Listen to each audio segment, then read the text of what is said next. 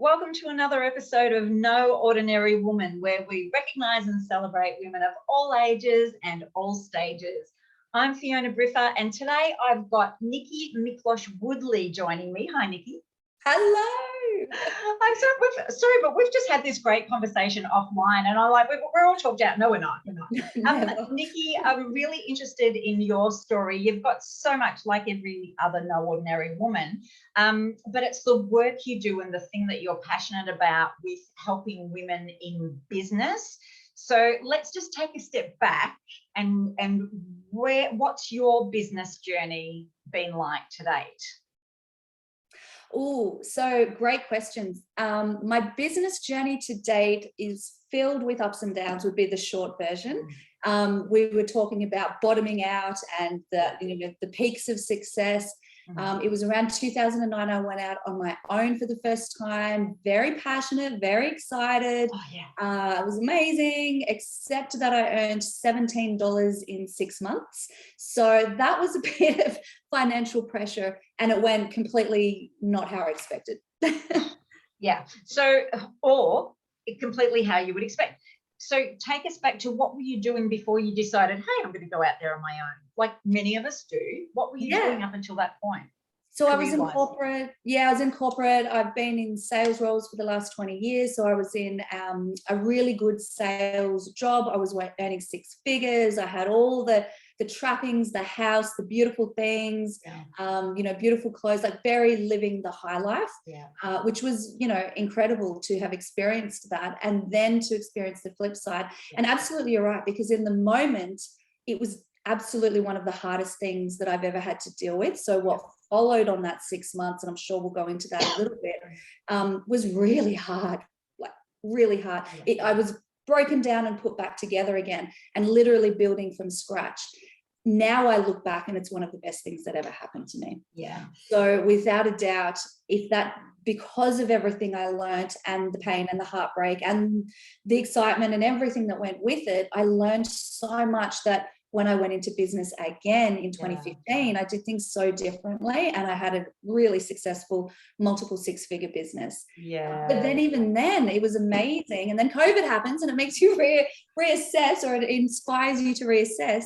And I kind of walked away from that to do something different again. Yeah. And do you know, this is the beautiful thing about life and I've always said this to my kids, and now I say it to clients, is that there are no rules that say you've got to stay doing the thing that you're doing. Like if you go through seasons, just because something's working for you now doesn't mean you have to stick with it for the rest of your life. You might just wake up one morning and go, I'm going to change this, and allowing yourself to reinvent yourself as you go.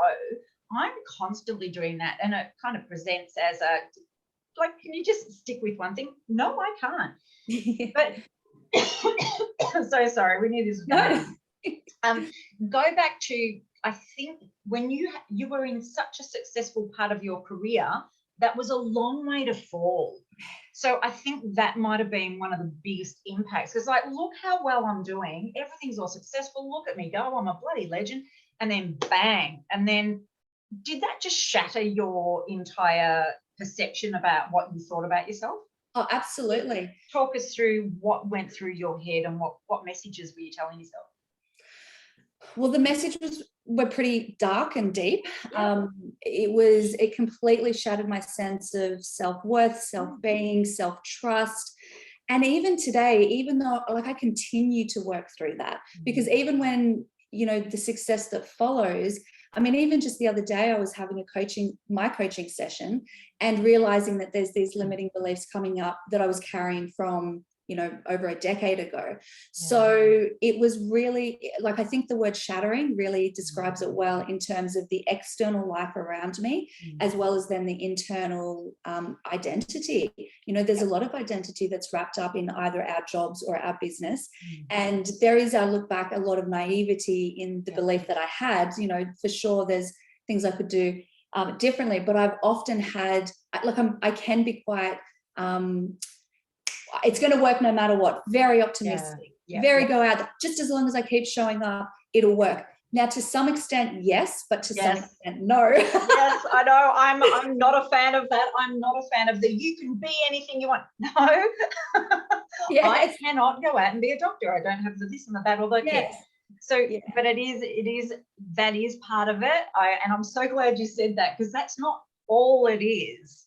Yeah. No. Yeah. And you know what? I was there. So Yeah. I did not stop. I look back and I think, wow, I'm so impressed with myself, Yeah. because I did not give up and I had so much tenacity. And it's almost like this, sweetness of the naivety, the naive side of things, having that belief.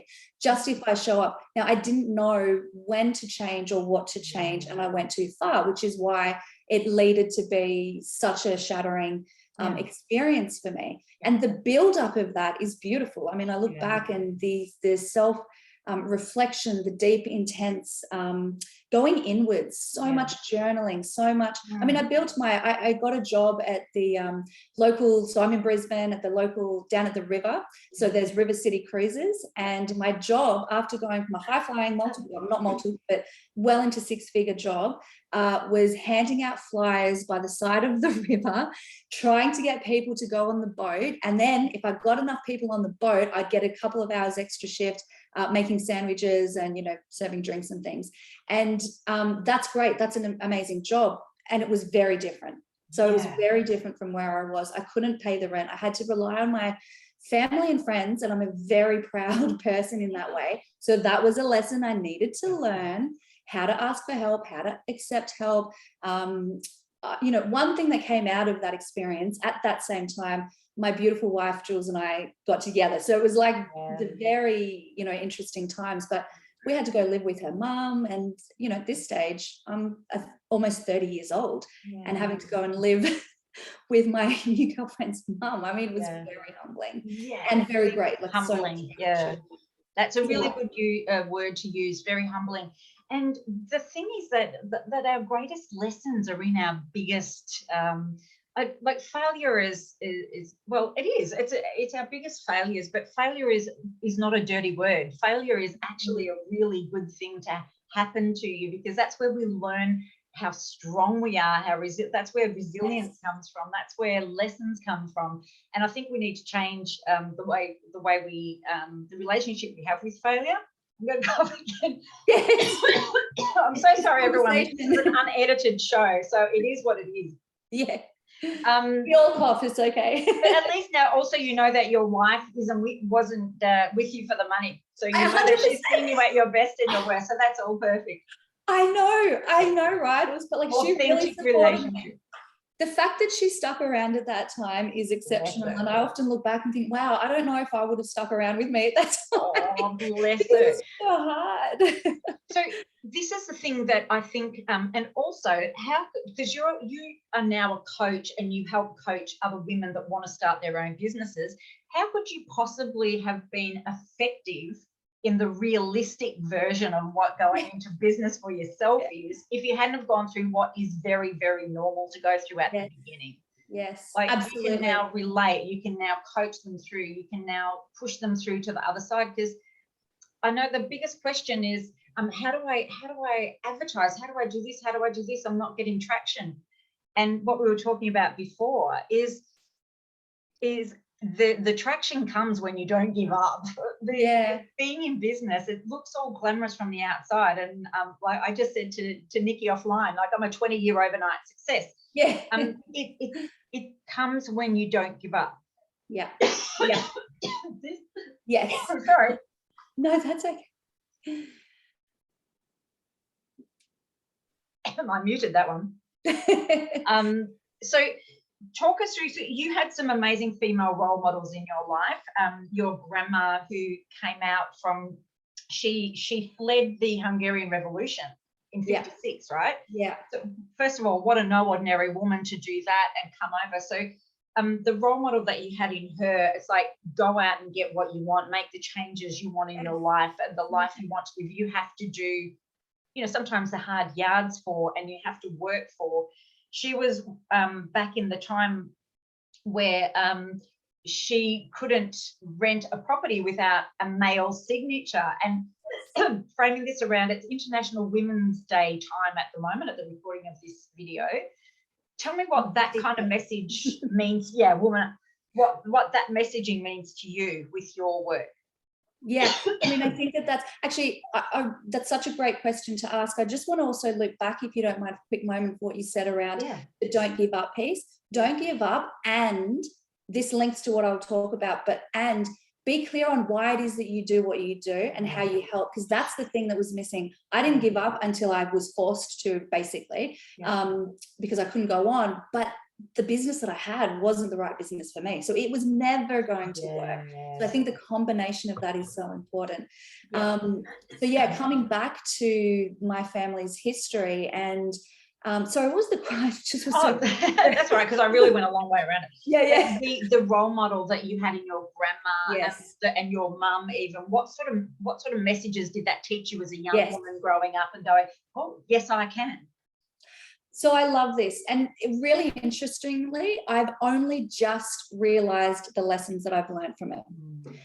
I've always known, so going into the business that I'm in now, I've known before that there was something big that I was meant to do. And it was weird because I kind of put it in my mind, like, since I was a little girl, I've always just wanted to help women find their voice, which is kind of a weird thing for a little girl to think about. But I've realized that it wasn't that I was thinking those words, it was that I was seeing and experiencing my grandmother, my mother, my aunties. So my mum's got 2 sisters, 3 daughters. And that, it's what we take in without realizing it half the time. So when you talk about, like, I think of adversity, there's always opportunity for growth out of the adversity when we talk about failure, and the not giving up piece. I mean, as you said, my grandmother had to, my worldview, I go rely on the kindness of men to actually rent a place. And then I know my mum, she came out when she was 13 and couldn't speak English, and such an entrepreneurial creative spirit like I've never seen before, but her success could only go so far. But what I saw in her and my grandmother, and again, my aunties, was never give up, keep going, reinvent yourself, actually. So the different things that these women have done, they didn't just keep going and go, oh, that's it. They went, how can I do this in a different way? How can I make this work, which is different to just doing the same thing over and over again? So yeah, it's pretty, there's so much in this, I think.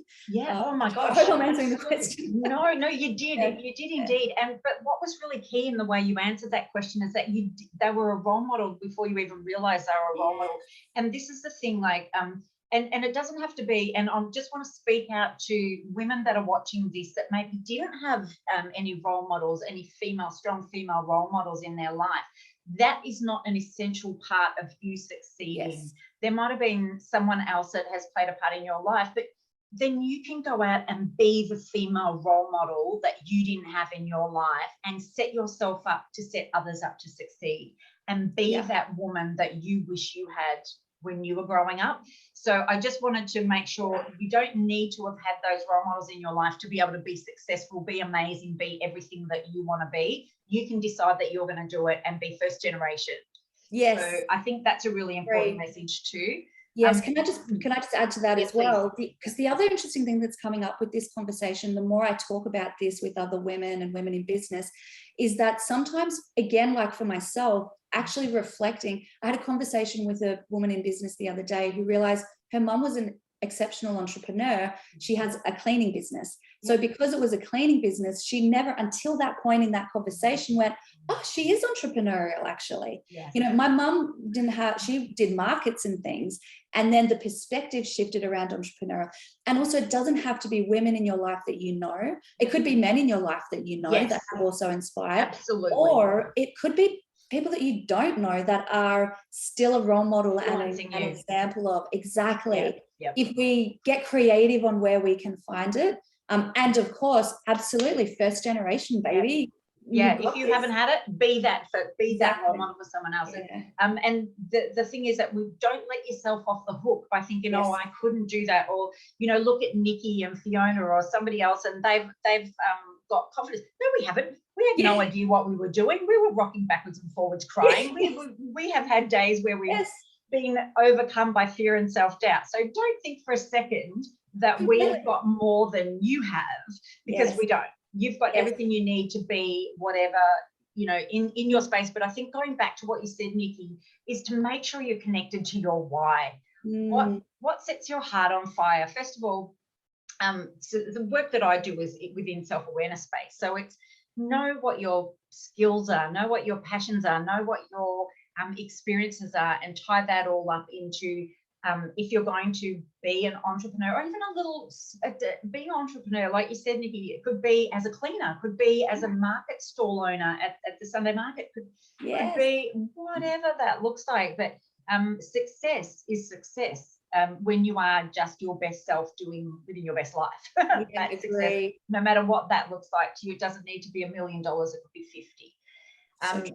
50. Or being a role model to young girls in a high school, or being a mentor, or whatever that is.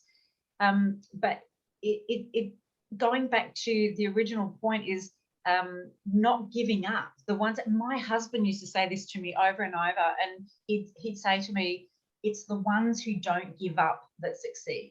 Absolutely. Like, what does it take to succeed?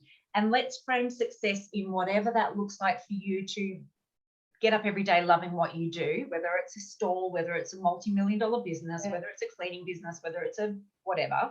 Yeah. Success is success. But it's the ones who don't give up that succeed.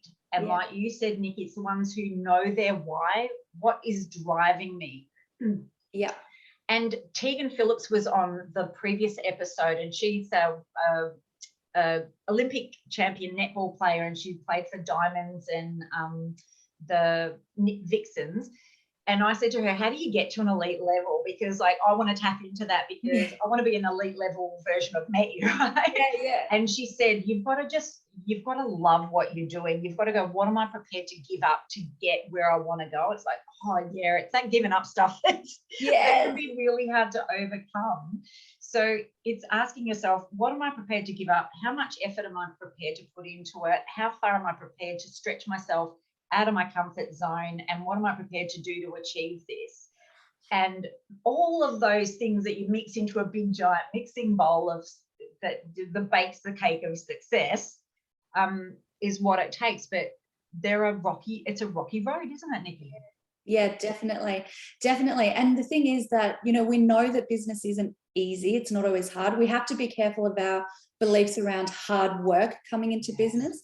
But reality is that there's days where it would be potentially easier not to show up. So when we're connected to, if we, and there's a lot around connected to the why, but what does that actually mean? It's going deep into what makes my heart sing, what brings me joy. And a why is not money. Like a money goal, a money target is not a why, because the question to ask is, what would you do with that money? That's the key to, it's never about money. And again, second business really successful financially, but something was still missing. So I had the complete opposite of the first business, and it still wasn't quite hitting the mark. So if you're in a place where you're thinking it's about the money, I really want to challenge you on that, to look at, it's not about the money, it's about what the money will give you, or what sits behind that. Or potentially you're coming from a place of scarcity over abundance, because when you have your why, it feels good when you think about it. And it doesn't matter what the words are. It doesn't matter. This isn't to share in marketing or put out there, but it's what you connect to on those days where you're feeling a bit tired.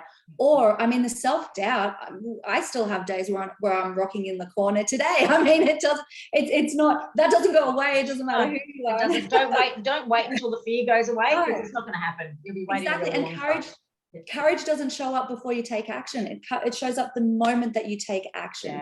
So you've got to seek out these opportunities and role models. And I think that's a big thing that was coming up for me when you were talking before. It's not about sitting back and being a passenger or just observing the world around. How can you lean in, find what matters to you, connect to that feeling? And, even because I do a lot of sales coaching in the business, and, yes, we've got to set revenue targets because we have to make sure it's financially viable and break it down.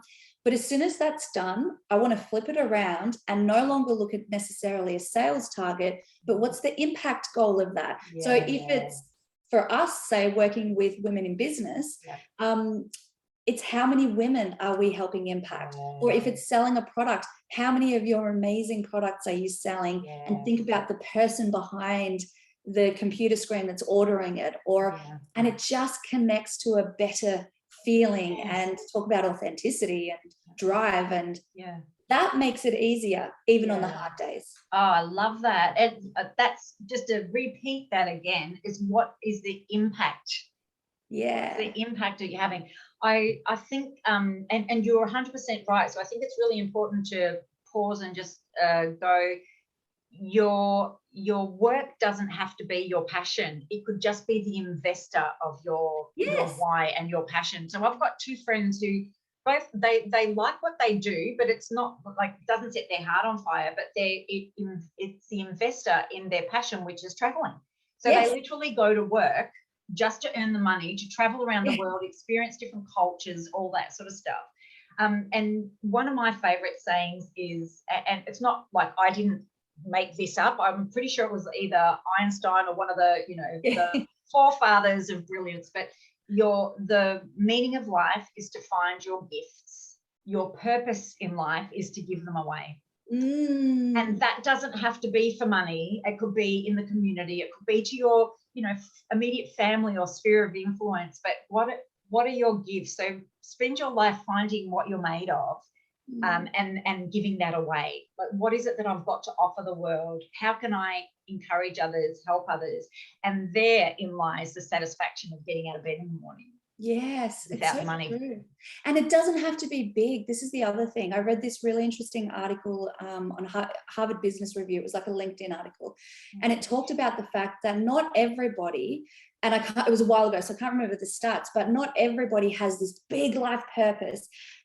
Now, I have found a purpose that I love, although through every experience.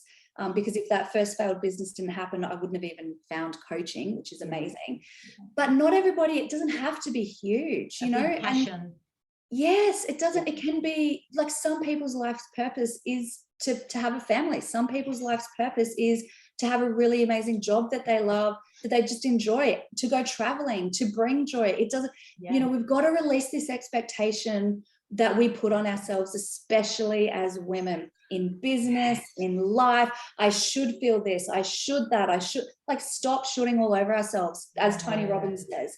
No more shooting all over ourselves. Stop.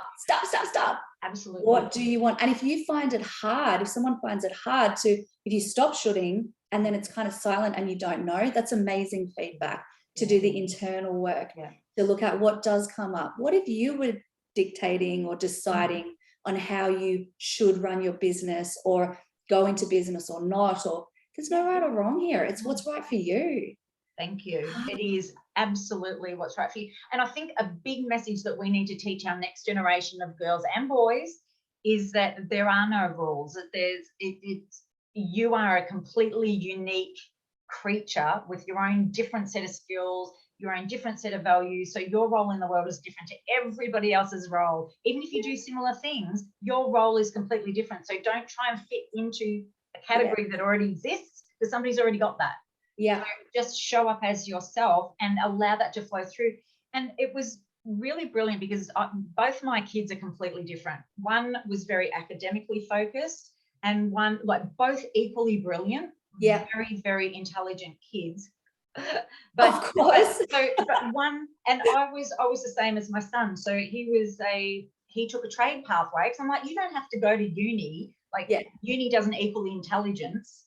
And what the other one wanted to go to uni, and so they both went on completely different pathways, both equally as happy and successful and fulfilled by life and their careers, but had to get there on a different, because they're so different. So I think that speaks to that. There are no rules but your rules. Go out and do whatever feels right for you, and your passion doesn't have to be your job. It can just be the investor. Your job can be the investor in your passion. And it just seems that there's a lot of people starting businesses because they think that's what they should do. They think that's what success is, and it's like, well, not necessarily, but have a go. By all means, go out and have a go. But don't feel like you've failed if it doesn't work for you, because your purpose might be to help develop somebody else's business. It might be to mentor and coach people within that business, or look after the customers within that business. So Yeah. Yeah. Yeah. And even if you go into business and you decide that it's not for you, that's okay as well. Yes. I mean, I know really successful people, especially women who go into business, have gone into other roles back in, like, it's okay to flow. And again, I think the other thing that comes to mind around this is, if you do have a business, there is still this expectation of how that business should be grown. What, you know, you like, here's the path that a successful business looks like. It needs to be multi-million dollars. It needs to have a team of 20 people. Oh, you've got to have this funnel and that thing and that. Yes. Like, no. And I love that's the thing, like, as much as, like, we're coaches, so this is really outside, that nobody is your guru. Yes. Nobody can tell you how to do you right. Like, we can lead and guide in certain ways, and you definitely, like, coaches are great, obviously we do it. Yes. But as accountability and guide and motivation and just point you in the right direction, but only you can do you to the best of your ability. And so nobody else, there is no model for your business. There is no standardized measuring tool. There are tools to help set up, but then you need to be flexible around that to customize it to your own personal needs. And I think that's where people go wrong. It's like, oh my gosh, I had the right funnel. I had it, because I was saying to you before that we're part of the Business Chicks community, for those of you watching. And there's always young girls posting on, what do I do here? And there's always girls saying, I'm advertising on Facebook, I'm doing this, and I'm not getting the traction that I want. I'm like, how long's it been? A week? Oh, okay. No, not that. That's an exaggeration, but it's there's. That wouldn't surprise me. Yeah, well, they are all the right things to do, but it is the consistency. It is the putting in the. For some people, like, overnight success is not very common. It can happen, but it's very, very unusual. You've got to not lose focus on why you're doing it in the first place, because you're so focused, like you said, so focused on, I've got to make this amount of money. You'll never get there if that's your focus. You've got to focus on, how am I helping people with what I've got to offer, whether it's a product or a service. And keep real. And honestly, I still struggle with that. I still go, oh my gosh, we've got to go out and do this amount of sales, like you said. But then it's like, wait a minute. Yeah. I'm going to completely lose the joy in what I do if I don't reel it back in and go, who am I helping right now? Yeah. How am I helping people? It's so true. And I think, you know, a lot of this stuff that we're talking about is fundamentals of business, you know, having a marketing approach, whatever that looks like. Or a couple of things that came up as you were saying that is around, sometimes it's about understanding what the bones are. So again, if I just speak in my wheelhouse, you know, there's great elements of a great sales process, but how you bring that to life needs to be for your market, in your way, with your language. A coach is not here to tell you who are watching and listening what to do. They're to guide you and show you options. And then the other, and give frameworks. And then the other thing that comes up is, it's not just about doing, and I'm sure you've been there, I know I've been there and have to, again, pull myself out. It's not always just about the action that we're taking. You know, are you focusing on who you're being? Are you focusing on working on your mindset, your internal beliefs, your limiting beliefs? This is life's work. We never arrive. And I love Denise Stockwell-Thomas says, new level, same devil. There's a common saying, new level, new devil. But in fact, there's patterns that we have, that we've created for our entire lifetimes and possibly beyond. So new level, same devil, that keeps coming up. So if you're kind of in that busy trap we've talked about, if you're doing the just take a moment to go, hold up, how am I taking care of my internal? Who am I showing up as? Who am I being? And being your authentic self. And that's just on that point is making sure that you're not customizing yourself to suit what you think your customers want you to be, because you're going to end up in all sorts. You will attract the right customers to you if you just stay in your lane, be who you are, and don't try to adjust too much to suit the different styles, because somebody else will cater to them. You need to bring people to your world for what you've got to offer as well. And as each individual, we all have so much to offer by just showing up as ourselves. And so I guess to wrap this up in a bow, is it to be in business, like you said, doesn't have to be hard work. Like, you work hard, but it doesn't have to be difficult if you're doing what you love doing and you're just showing up. It's the consistent habits and steps that you take every day that will get you there. Yes, absolutely, coaches and mentors are essential. I've got one, Nicky's got one. We're coaches, but I have mentors and coaches for different things. Yes. To find someone that can help give you the framework and to help you get there and guide you, but then keep just being who you are and doing what you do, because we can't tell you how to do that. Yeah.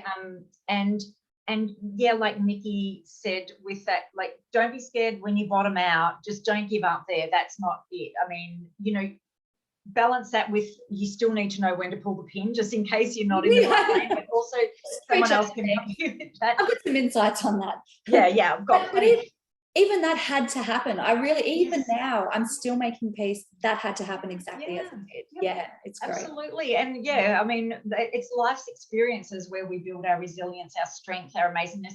And that's the satisfaction, right, Nicky, to look back on that year and go, how good am I to get through that? You pulled yourself back up by the boots, you dusted yourself off, and you got back on with it. Like that, there's a lot of self-pride and self-love that goes into, oh, you clever girl, you know? Yeah.